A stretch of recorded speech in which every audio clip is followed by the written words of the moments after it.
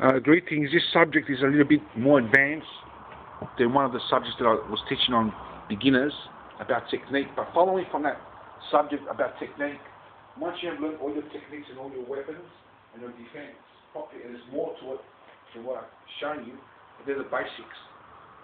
Can't put everything on tape, but anyway. Okay, you've got to understand that you've got to start practicing with equipment. So you make it the shield, and you practice on the shield or the punching bag. The next level from kicking in the air first, you learn to do all your kicks and your punches and everything in your air in the form of shadow boxing. Once you master that, you go into equipment like the punching bag and the shield and other type of kicking devices. And you can let people hold them, or the punching bag. You also got this roof to floor speedball and the speedball itself on the roof, which I may demonstrate some of this equipment in the future if I get my hands on these equipment, because I haven't had it for a while. But anyway, from there, there's other things that you can learn, like the Wing Chun dummy. Okay, it's called Wing Chun dummy. Okay, you can learn a lot from that. There's other equipment that you can look into the martial art. During this period of time, from beginners to advanced to professional level, you should be doing a lot of sparring, but wear full protective gear because you don't want to kill each other. Okay, you're friends. It's not a real fight. It's just a muck around to defend, and protection should be enough to protect you and the others, as long as you're both wearing protection, full protection, and go full on. Okay. The next level from equipment will be the tennis ball method. The basic ones I'm explaining. Okay, tennis ball method. And from there will be sparring, although sparring up to before should be done from beginners to advanced to professional. But if you don't do it in your early days or in the advanced level, you should be doing it when you reach the professional level. Okay, so the highest level that I have ever reached in the martial arts in training will be the tennis ball, or one above that will be sparring.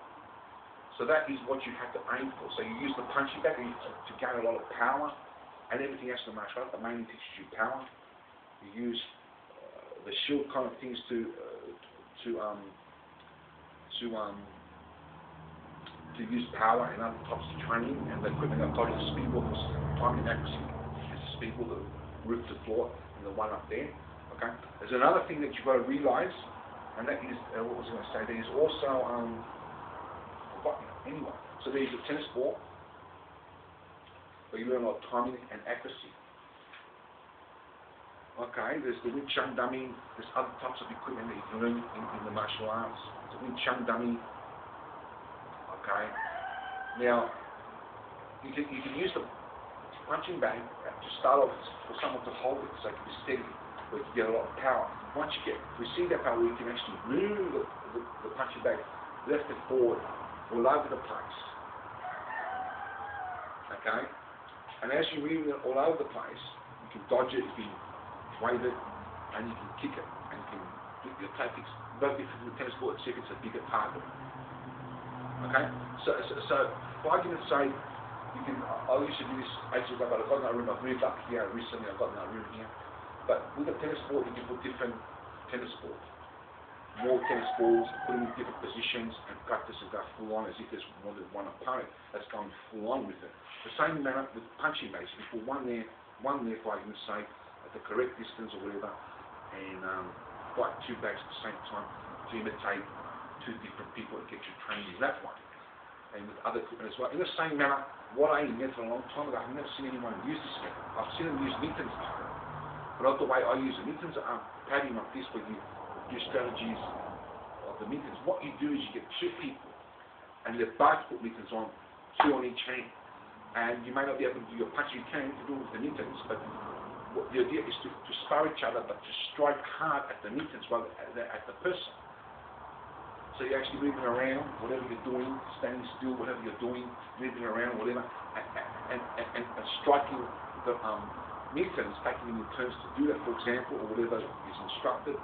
And of course, you can use your punch. You can come in this way, although you can't get the fist in with the mitten is there, but you can just pretend to punch, or even hit hard. You can use your elbows, you can use your knees.